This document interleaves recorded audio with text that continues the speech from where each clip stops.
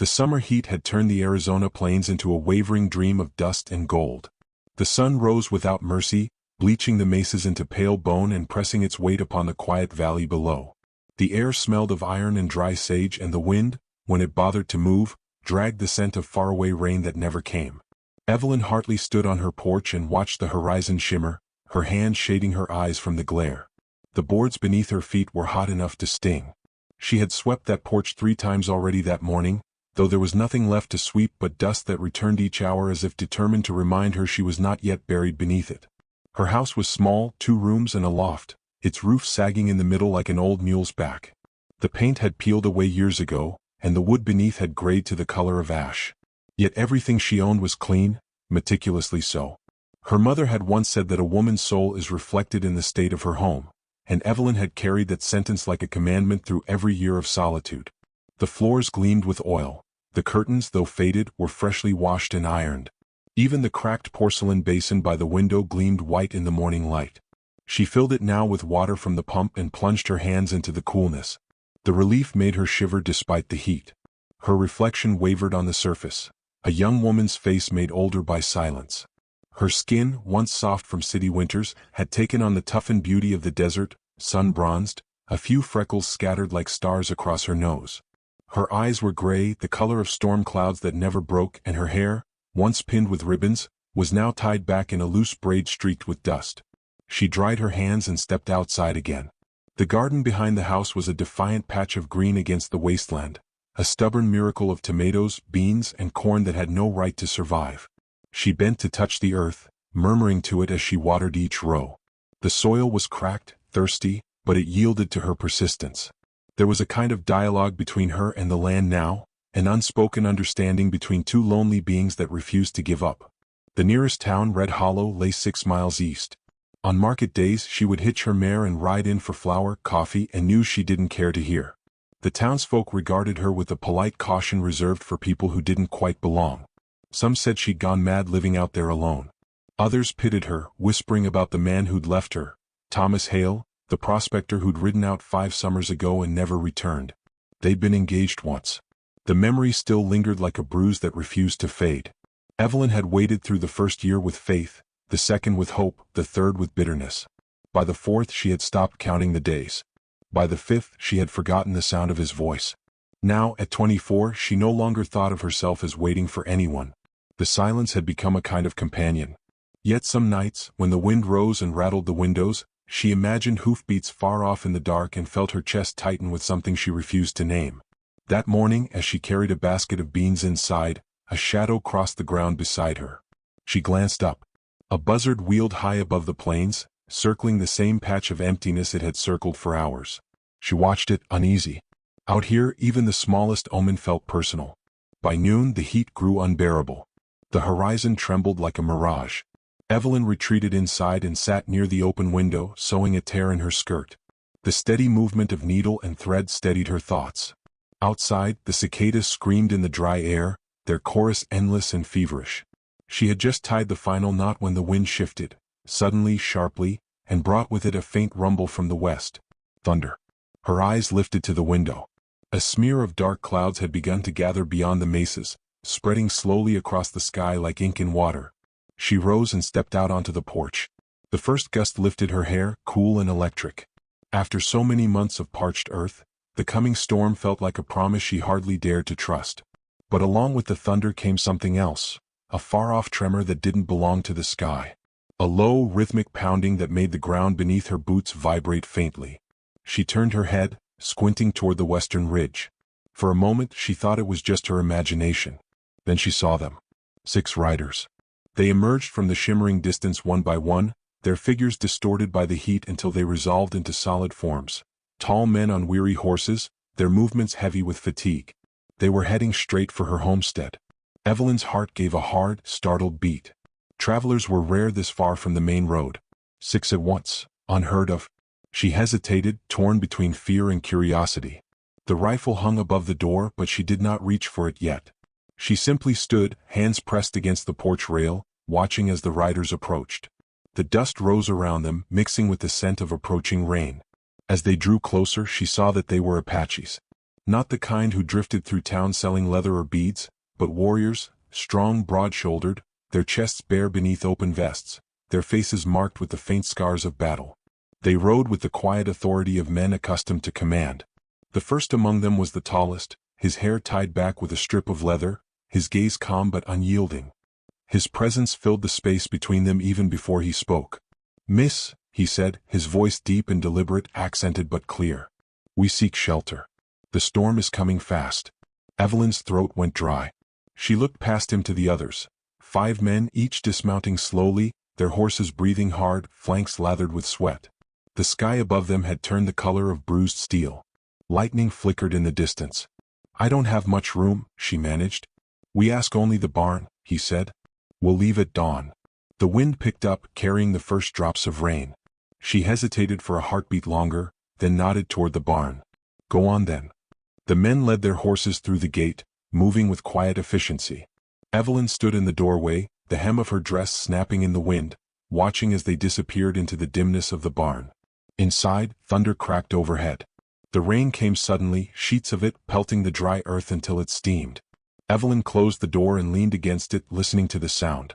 It was the first real rain in months, and for a moment she forgot the men entirely, lost in the beauty of it, the smell, the relief, the soft hiss as the land drank greedily. But then she heard laughter, low, weary laughter, from the barn. She couldn't remember the last time laughter had drifted through her property. It sounded strange and human, and it made something twist gently in her chest. She lit a lantern and carried it across the yard, rain soaking through her dress. The barn glowed dimly from within. She paused at the doorway. The men sat in a circle, sharing what little food they had: dried meat, a scrap of cornbread. The tall one looked up as she entered. "You should stay inside," he said. "The rain's cold." "I brought water," she replied, setting the bucket down. "For the horses." He nodded his thanks. The others murmured softly, polite but cautious. Evelyn stepped back toward the door, but before she could leave, lightning illuminated the space, and she caught the full sight of him. He was enormous, shoulders broad enough to fill the doorway, his skin bronze beneath the lamplight. A thin scar crossed his chest, disappearing under a necklace made of small white beads. But it was his eyes that held her, dark, steady, carrying a quiet grief that felt older than the land itself. She found herself speaking before she meant to. "What's your name?" "Taza," he said simply. "Of the Red Hawk people." The name felt ancient, shaped by wind and stone. She nodded once, unsure what else to say. The rain roared louder on the roof. "Thank you for letting us stay," he added, and the sincerity in his tone disarmed her. "We won't trouble you." When she returned to the house, her pulse still hadn't settled. She sat near the window, watching the lightning trace veins of silver across the sky. The barn stood like a dark silhouette against the storm, and from within came the faint murmur of voices, laughter, and the occasional deep, low hum of a song she didn't know. It was strange, she thought, how quickly the sound of strangers could make a house feel less haunted. The storm lasted through the night. Once she woke to silence so complete it startled her. The rain had stopped, but the air was alive with the scent of wet earth and juniper. She stepped outside barefoot. The clouds were breaking apart, and the moon hung low, swollen and red. The world looked washed clean new. From the barn came a single flicker of lamplight. She could hear someone moving inside, slow and deliberate. She almost called out, then didn't. Instead, she stood beneath the moon and let the cool air wrap around her. For the first time in years, she did not feel entirely alone. When dawn came, she found Taza already outside, repairing the fence where last night's wind had torn it loose. The others were tending to the horses. He looked up when she approached, his face calm in the early light. "You don't have to do that," she said. He smiled faintly. "You gave us shelter. We repay what we take." Something in the simplicity of that struck her harder than it should have. She nodded, turning to leave, but he called after her. "You live here alone?" "Yes." He studied her for a moment, as if weighing the truth behind that single word. Then he nodded once, respectful, and returned to his work. Evelyn stood there longer than she meant to, watching the play of light over his shoulders, the easy rhythm of his hands. The air still smelled of rain. The garden shimmered with droplets like 1,000 small stars. She didn't know it yet, but that morning marked the end of her silence. By nightfall, the men would still be there, and Red Hollow's gossip would already begin to stir. And somewhere deep in her chest, something long dormant had begun to breathe again, quietly, insistently, as if the storm had awoken not just the earth but her heart. The day after the storm dawned strange and still, the world rinsed of its dust and noise. The light felt different, softer, hesitant, as if the desert itself was unsure how to move after so much silence had been broken. Evelyn stepped outside barefoot, her dress brushing against damp grass that hadn't been green in months.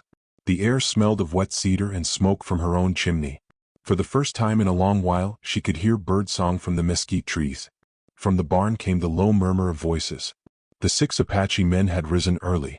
She watched from the porch as they worked with quiet precision, mending the fence, tending their horses, hauling water from the well.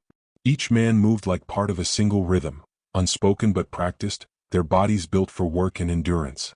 The eldest, Taza Redhawk, directed them with a few gestures and words too soft for her to hear. He carried himself with a gravity that made the others seem younger by comparison.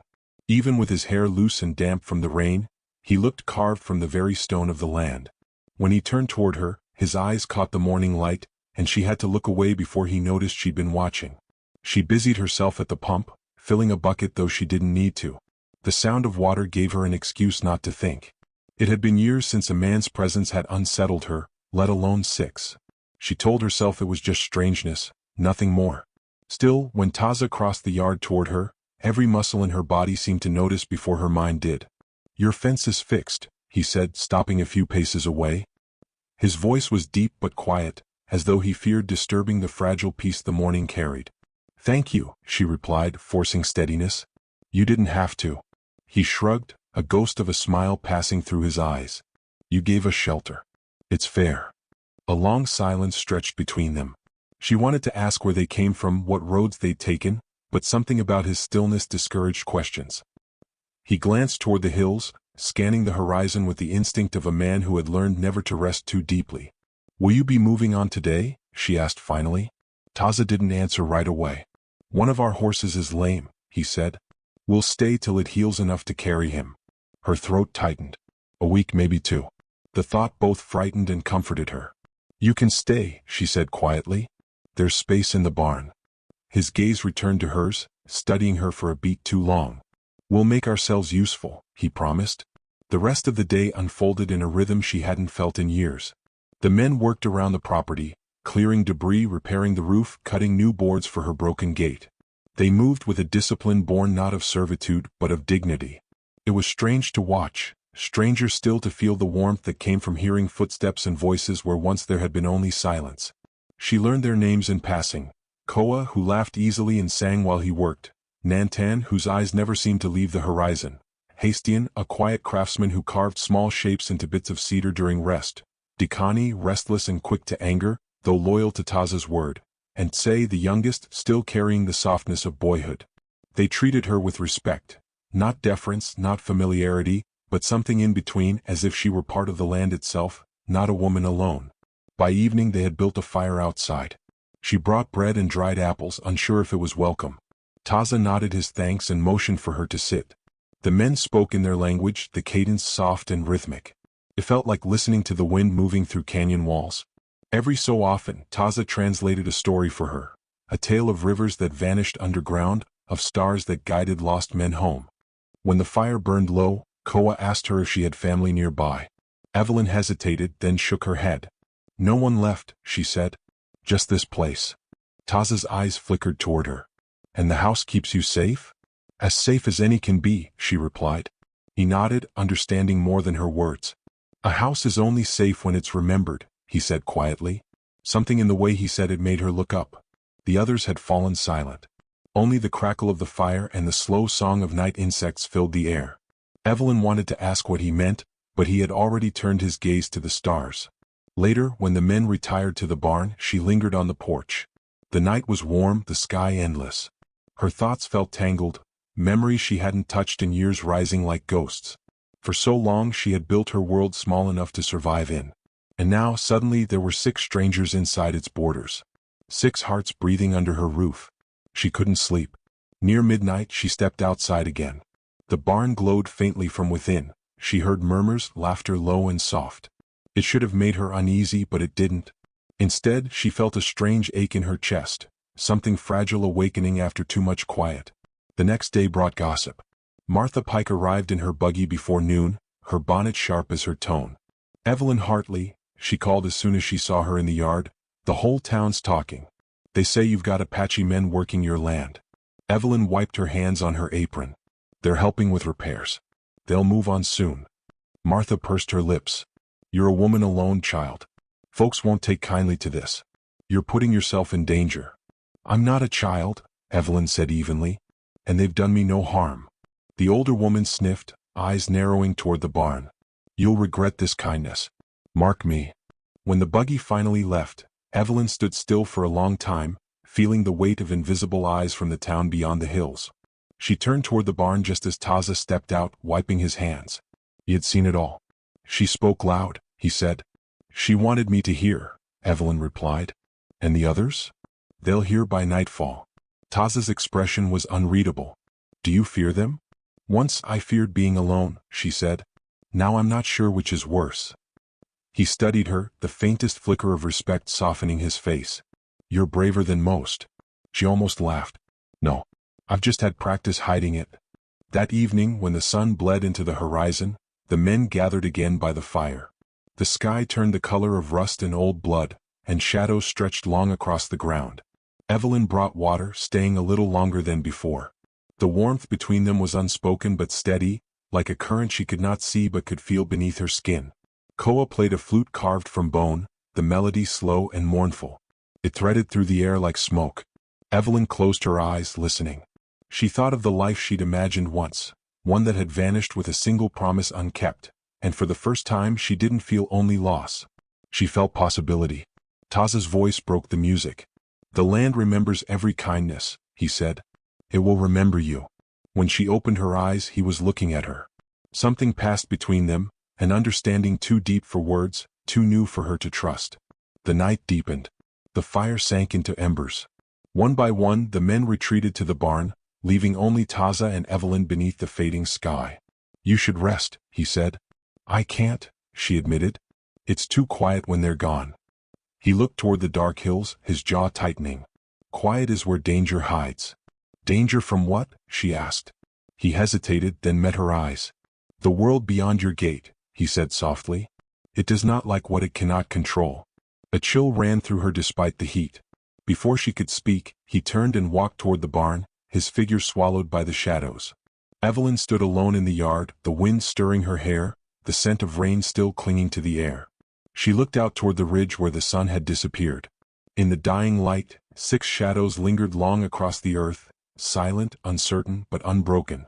And for the first time, she wondered if the danger Taza spoke of was not coming toward her, but already here, something stirring quietly between them, vast and unstoppable as the desert storm that had brought them to her door. The days that followed folded into one another like pages smudged by rain and sunlight.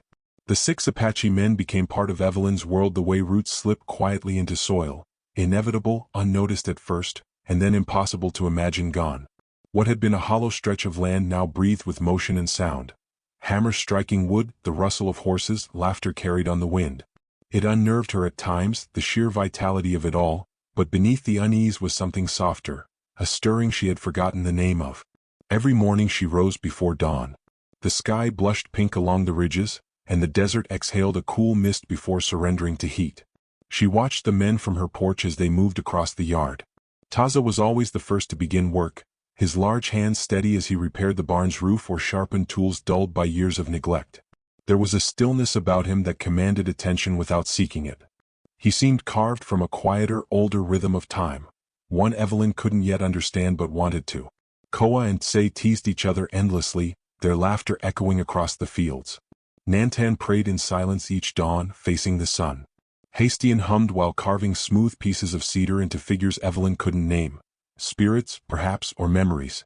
Dikani spoke the least, but his anger burned close to the surface. She caught him watching her sometimes, not with hunger, but with something closer to accusation, as though her very existence reminded him of an old wound. Despite the tension, there was harmony in their small, temporary world. Each man found a rhythm, and Evelyn found herself breathing with them. They worked for the sake of work itself, for the dignity of motion, for the promise of mending something broken, even if it wasn't their own. At night they gathered by the fire. Evelyn brought bread or coffee and lingered longer each time before returning inside. The stories the men told became a kind of music. Through Taza's translations, she learned of red canyons and moonlit hunts, of mothers who sang to the stars, of rivers swallowed by sand. Their words were woven with loss and reverence in equal measure, as though sorrow itself were sacred. One evening, after the others had gone to sleep, she found Taza alone near the dying fire. The glow painted his face in gold and shadow. He was whittling a small piece of wood, shaping it carefully. "You never rest," she said, approaching. He didn't look up. "When you stop moving, the past catches you." "What are you making?" He turned the carving in his hand. It was a hawk, wings half spread, one eye chipped by the knife. "Something that remembers how to fly." Evelyn sat beside him. The night was vast above them, stars glittering like spilled salt. "Do you ever wish you could start over somewhere new?" He smiled faintly, still watching the hawk. "No one starts over. We just learn to walk with what we carry." She looked into the fire, thinking of the man she'd once loved, of the letter he never sent, of all the days she'd lived waiting for something that had already died. Her voice came out barely above a whisper. "Then what do you do when the weight doesn't go away?" Taza's eyes lifted to hers. "You let someone share it." The words hung between them, fragile and true. The flames crackled softly, and for a moment the distance between them dissolved, not in touch or confession, but in the quiet understanding of two people who had survived too much silence. In the days that followed, the bond between them deepened, unspoken yet undeniable. When Evelyn worked in the garden, she would find Taza nearby, mending a fence or setting traps, always within sight but never intruding. He spoke little, but his presence steadied her, an anchor against the current of loneliness. But peace in the frontier was a thing easily broken. The first sign of trouble came with the sound of hooves. Sheriff Arlen Pike arrived 2 mornings later, his horse kicking up dust as he rode through the open gate without waiting for invitation. His badge glinted cruelly in the sun. Evelyn's heart dropped at the sight of him. He dismounted with the impatience of a man used to authority. "Miss Hartley," he said, tipping his hat in mock courtesy, "heard some talk in town. Seems you've got company out here." "They've been helping with repairs," she said, her voice even. "Helping?" he repeated, glancing toward the barn. "That what you call it? 6 Apache men living on your land, alone with a woman?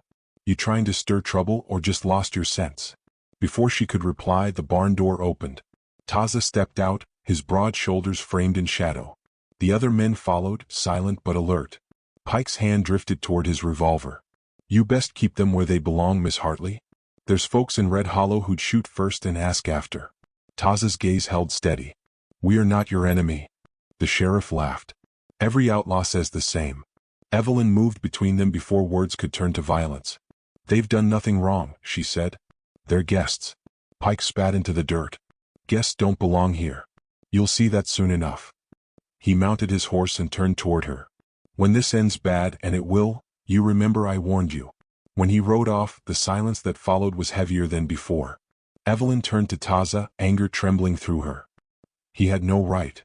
Taza's expression didn't change. "He has power. That's all a man like him needs." "What will he do?" "Talk," Taza said simply. "And others will listen." That night she couldn't sleep.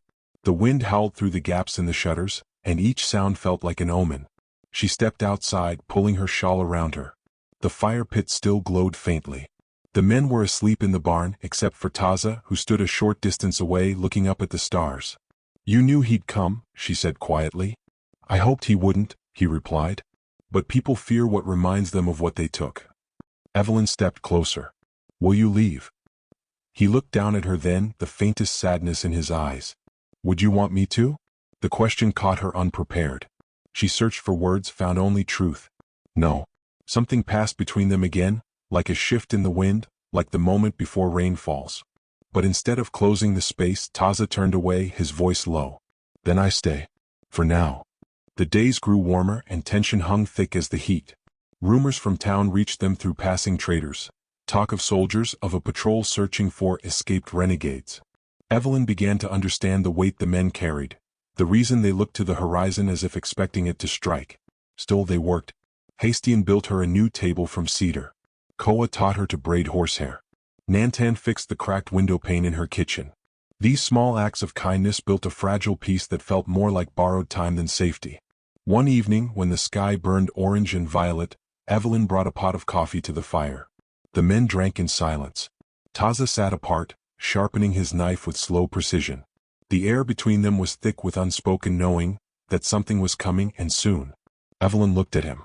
"If you're running from someone," she said softly, "you don't have to tell me. But I'd like to know if danger's coming to my door." He paused, then placed the knife aside. "We were accused of a raid. A ranch burned, men killed. We were nowhere near it, but truth is not what men like Pike hunt for. They hunt what fits their story." Her hands trembled slightly as she poured another cup. "And you think they'll find you here?" "I think they already have." The words sank into her like stones into water. For a long time neither spoke. The first stars blinked awake overhead. She realized then that her fear wasn't for herself, it was for him. For all of them. Later that night she stood by the window watching the barn. Lightning flashed far off, and in its brief illumination she saw Taza standing outside, rain beginning to fall, his head tilted toward the sky. The sight of him there, solitary, defiant, filled her with a fierce, inexplicable ache. When the rain began in earnest, she stepped onto the porch. The ground was already slick with mud. "You'll catch cold," she called. Taza turned toward her, his hair plastered to his face, rain sliding down his chest. "The sky is kind tonight," he said. "It remembers." She stepped closer, the rain soaking her shawl. "You shouldn't have to keep running." "I've been running my whole life," he said. "Maybe the trick is finding something worth stopping for." She didn't answer. Instead she reached out and took his hand. His fingers were rough, scarred, warm despite the rain. He didn't move away. They stood that way for a long time, two silhouettes beneath the storm, bound by something larger than fear or reason. The moment was both too much and not enough, and when they finally stepped apart, the world seemed to tilt back into motion, as if acknowledging a secret it had been waiting to hear. When dawn came, the world smelled of smoke. From the ridge to the east, a column of dust rose, riders. Uniformed, distant, but unmistakable. Evelyn saw them first. Her breath caught. Taza joined her on the porch, eyes narrowing. "Cavalry," he said. "How long?" she whispered. "By noon, maybe less." The others gathered quickly, calm but grim. Evelyn felt her heart hammering in her throat. "You can't fight them," she said. "They'll?" Taza looked at her, his voice steady. "We won't fight unless forced. But you must stay inside." She grabbed his arm, desperate. "They'll kill you." He touched her hand gently. "Maybe. But running again means you lose everything you touched here. Some things are worth standing for." And as the dust rose higher, she realized with painful clarity that she was no longer just watching their story unfold. She was part of it. The first shot echoed from the hills, sharp and distant, splitting the morning air like glass. Evelyn's breath caught. Taza turned toward the sound, his hand tightening on the knife at his belt. "They found us," he said. The sky was pale with dust and dawn when the riders appeared on the ridge, their silhouettes sharp against the light. The wind carried the faint metallic rhythm of hooves and harness, a sound that made the horses in Evelyn's corral shift restlessly. The air felt thinner somehow, stretched tight with the promise of violence. She stood on her porch barefoot, her nightdress clinging to her skin, eyes fixed on the horizon where soldiers rode in slow formation. Taza emerged from the barn, rifle slung across his back, his face unreadable. The other men followed, silent as shadows. The smell of gun oil mingled with the sweetness of the wet earth from last night's rain. No one spoke. Words had no place in moments like this. The rising sun painted the scene in gold, cruelly beautiful, like a painting made for tragedy. Evelyn turned to Taza. "If you run now, they might not follow." He shook his head. "Running only tells them they're right to chase." His voice was low, calm, a man already at peace with whatever would come. She wanted to scream at him, to beg him to flee, but the steadiness in his eyes stole her breath. He had lived his life hunted, by men, by grief, by memory, and for once he refused to bow to it. The other Apaches began packing quickly, gathering what little they carried. Nantan murmured a prayer in their language. Koa tightened his horse's reins, muttering something about ghosts coming for breakfast. "They'll come for me too," Evelyn said suddenly, realizing it aloud. "They'll think I helped you." Taza stepped close enough that she could feel the heat of him, smell the faint scent of cedar and smoke that clung to his skin. "Then we both stand," he said. "Together." The soldiers reached the valley before noon. Dust rolled ahead of them like fog, swallowing the road. Sheriff Pike rode at their lead, his face red beneath his hat. He shouted before he was close enough to be heard clearly, his voice carried by the wind. Evelyn Hartley. Step away from those men. She didn't move. Her pulse roared in her ears, but her feet rooted to the ground. Taza stood beside her, unmoving, his hand resting on the hilt of his knife, not to attack but as a gesture of readiness. The other men waited near the barn, forming a silent wall behind them. When the soldiers stopped 20 yards away, Pike raised his pistol. "They're accused of murder. Harboring them makes you one of them." Evelyn's voice came before she had time to think. "You'll find no murderers here. Only men who worked for their keep." Pike laughed, dry and cold.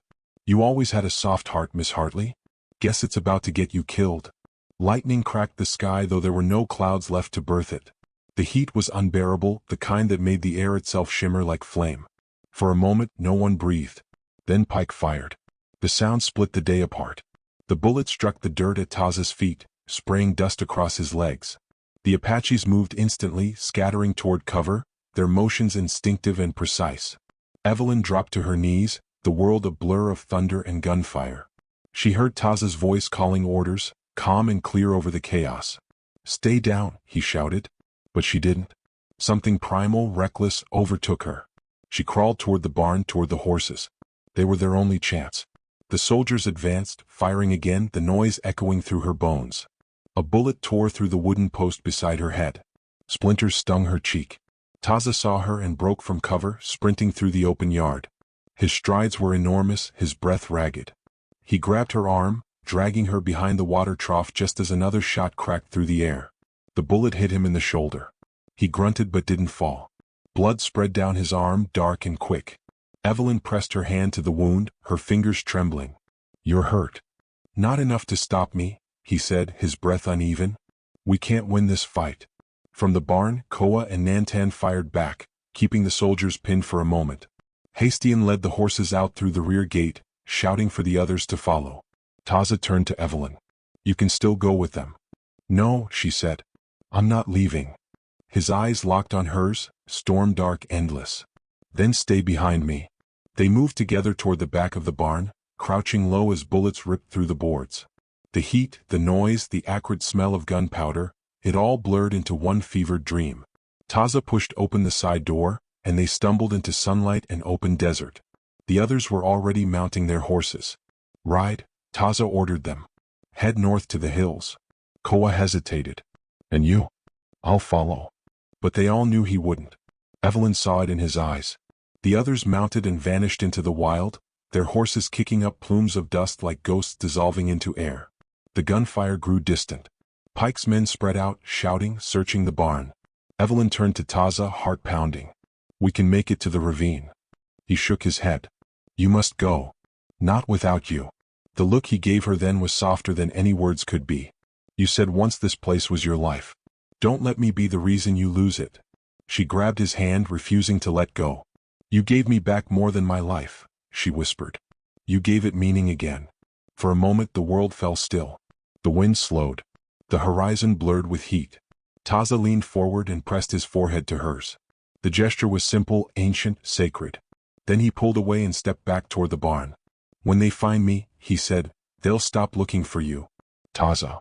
He cut her off with a single look, the kind that said goodbye without needing the word. She felt the sound of her own heartbeat louder than the gunfire as he turned away. She ran, though every step tore something inside her. She ran until her lungs burned, until the shouts behind her faded into wind. She reached the ravine, threw herself behind the rocks, and collapsed. From the distance came one last volley of gunfire. Then silence. A long, hollow silence that swallowed the valley whole. When she finally dared to return hours later, the sun hung low, bleeding into the earth. The yard was still. The soldiers were gone. Smoke rose faintly from the barn where bullets had torn through its sides. And near the porch, in the dust, lay a beaded pendant, the one Taza always wore. She knelt and picked it up, her hands shaking. The beads were warm from the sun, the cord frayed. She held it to her chest and wept until her throat ached. That night, she sat alone by the fire, the pendant wrapped around her fingers. The stars burned bright and merciless above, each one a small wound in the dark. She could almost hear him in the wind, the echo of his voice, the quiet strength of it. Days passed. Then weeks. The soldiers never returned. The town whispered as towns do. Some said the Apache were dead, others claimed they'd vanished into the hills. Evelyn never confirmed either. She rebuilt her roof, repainted her door, and planted sage by the gate. The land around her bloomed after the rain, stubborn and green. Every evening, she would stand on the porch and watch the horizon where the sun sank behind the mesas, waiting though she told herself she wasn't. The silence had changed. It was no longer empty. It held echoes, footsteps, laughter, the rhythm of a life that had passed through hers and left it forever altered. One evening, as summer began to fade, she saw movement on the distant ridge, a single rider outlined against the dying light. Her breath caught. The horse limped slightly. The rider moved slowly as if each step cost him something. When he reached the gate, she was already there. Taza dismounted, his face gaunt, his arm bandaged, eyes dark as ever but alive. The wind stirred his hair, carrying the scent of dust and sage. "I told them I wouldn't leave without saying goodbye," he said softly. For a long time neither spoke. Then she smiled through tears. "You're late." He laughed once, quiet and raw. "The desert teaches patience." They stood beneath the wide sky, the storm clouds gathering once more over the horizon. He reached for her hand, his touch gentle, reverent. And as thunder rolled across the plains, she knew the storm that had brought him to her door had never truly ended. It had only changed shape, become something vast and eternal. The rain began to fall again, slow and warm, carrying the scent of wild sage. They stood in it without moving, two souls who had found, for one fleeting summer, something worth surviving for.